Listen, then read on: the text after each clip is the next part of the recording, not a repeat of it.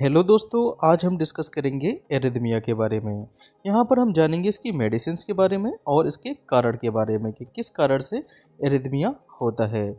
चलिए दोस्तों डिस्कस करते हैं एरिथमिया। एरिथमिया का मतलब होता है इर्रेगुलर हार्ट बीट। अगर हार्ट बीट या हार्ट रेट दोस्तों एकदम से तेज हो जाए और एकदम से धीमी हो जाए तो इस सिचुएशन को हम बोलते हैं दोस्तों साइनस एरिथमिया का केस।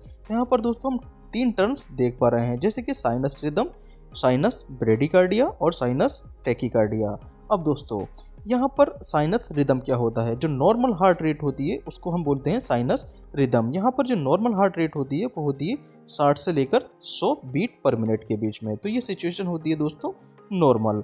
अगर यही दोस्तों अगर हार्ट रेट धीमा हो जाए मतलब कि कम हो जाए तो इस सिचुएशन को बोलेंगे दोस्तों साइनस ब्रेडिकार्डिया। यहाँ पर देखिए हार्ट बीट जो है कितनी हो गई है, 60 से कम हो गई है, तो इस सिचुएशन को बोलेंगे दोस्तों साइनस ब्रेडिकार्डिया। ओके, तीसरा केस आता है साइनस टैकीकार्डिया। अगर हार्ट रेट तेज हो जाए मतलब कि 100 से ज़्यादा हो जाए, 100 बीट पर मिनट से ज़्यादा हो जाए, तो इस सिचुएशन को बोलते हैं दोस्तों साइनस टैकीकार्डिया। अब यहाँ पर दोस्तों एक टर्म आया है साइनस। इसका क्या मतलब होता है इसको जानते हैं। साइनस का मतलब होता है दोस्तों जो इम्पल्स जनरेट होता है हार्ट में वो ऐसे नोट से जनरेट हुआ है। अब ऐसे नोट से जाएगा दोस्तों ये ए बी नोट पर, फिर जाएगा बंडल ऑफ हिस, फिर पुरकिंजे फाइबर में। ओके, तो ऐसे इम्पल्स जनरेट होता है ऐसे नोट से, इस वजह से यहाँ पर लग जाता है दोस्तों साइनस। ओके, अब यहाँ पर दोस्तों हम कुछ ग्राफ देख पा रहे हैं। यहाँ पर नॉर्मल हार्ट रेट है मतलब कि 60 से लेकर 100 बीट पर मिनट ये हार्ट रेट होगी। टैकीकार्डिया 100 से ज़्यादा, ओके,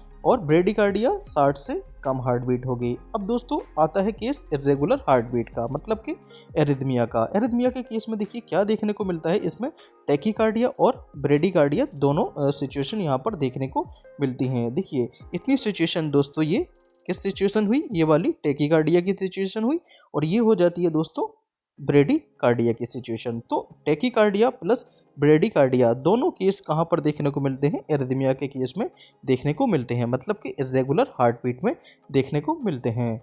ओके, अब दोस्तों जैसे कि मैं बता चुका हूँ कि जो इम्पल्स जनरेट होता है हार्ट में वो ऐसे नोट से होता है। अब ऐसे नोट कहाँ पर होता है? ये राइट एट्रियम के अपर कॉर्नर पर होता है। ओके, अब देखिए ऐसे नोट से इम्पल्स गया ए बी नोट पर, ए बी नोट से फिर बिंडल ऑफ हिस में जाता है, फिर पुरकिंजे फाइबर्स में फैल जाता है। ये सारे के सारे दोस्तों पुरकिंजे फाइबर हैं जो कि वेंट्रिकल्स में देखने को मिलते हैं, लेफ्ट और राइट वेंट्रिकल में देखने को मिलते हैं। ओके, अब जानेंगे दोस्तों एरिथमिया के कारण के बारे में, मतलब कि कॉजेस ऑफ एरिथमिया। पहला होता है दोस्तों हार्ट अटैक, दूसरा है coronary artery block. Coronary artery क्या होती हैं दोस्तों?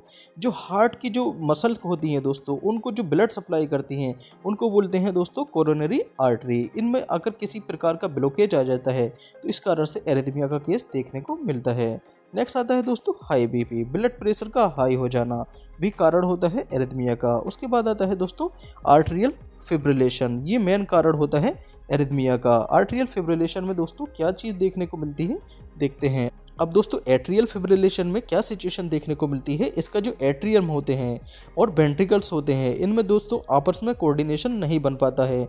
इसके जो एट्रियम होते हैं ये बहुत तेज हो जाते हैं या बहुत स्लो हो जाते हैं। इस कारण से दोस्तों इनमें इनके जो एट्रियम और वेंट्रिकल्स हैं इनमें आपस में कोऑर्डिनेशन नहीं बन पाता है। अब यहाँ पर हमको इरेगुलरिटी नज़र आती है, तो ये चीज़ होती है दोस्तों एट्रियल फिब्रिलेशन। तो एट्रियल फिब्रिलेशन जो है मोस्ट कॉमन टाइप है एरिथमिया का। ओके, अब दोस्तों बात करेंगे हम इसकी ड्रग्स के बारे में। तो कौन कौन सी ड्रग्स का यहाँ पर यूज़ किया जाता है? अब इसको जो है हमने 4 ग्रुप में बांटा है, ग्रुप 1, ग्रुप 2, ग्रुप 3 और ग्रुप 4। तो ग्रुप 1 में आते हैं दोस्तों सोडियम चैनल ब्लॉकर्स, जिसमें आता है दोस्तों प्रोकेनेमाइड। ओके, दूसरा है ग्रुप 2। ग्रुप 2 में आते हैं दोस्तों बीटा ब्लॉकर्स मेडिसिन। यहाँ पर दोस्तों इनके अंत में जो होता है लॉल शब्द आ जाता है, तो इसका मतलब होता है ये बीटा ब्लॉकर मेडिसिन होती है। जैसे कि हम यहाँ पर देख पा रहे हैं एस्मो लॉल, यहाँ पर लॉल आ गया है, तो इसका मतलब होता है ये बीटा ब्लॉकर है और कार्डियक एरिथमिया में इसका यूज होता है।